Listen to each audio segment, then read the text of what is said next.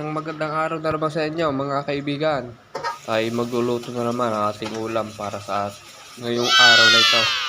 Ito nga ay kung tawagin ay 2 in 1. Kasi ang ilang hinugasan na rin manok na aking binili. At din nga ay rin na yung mga gagamitin natin para sa ating ulam. Yan na yung mga sangkap niya. Hindi nga ako yung nag-gisa na lang sibuyas. Dito na lang naipakita at sinunod ko na rin. Hindi na yung bawang. At hindi nga ay minikos ko lang. Sinunod ko na rin luya. Nagtatanggal ng lasa. Nagbibigay ng kakaibang aroma. Minikos ko na lang din. Para naman lumabas yung mga katas nila.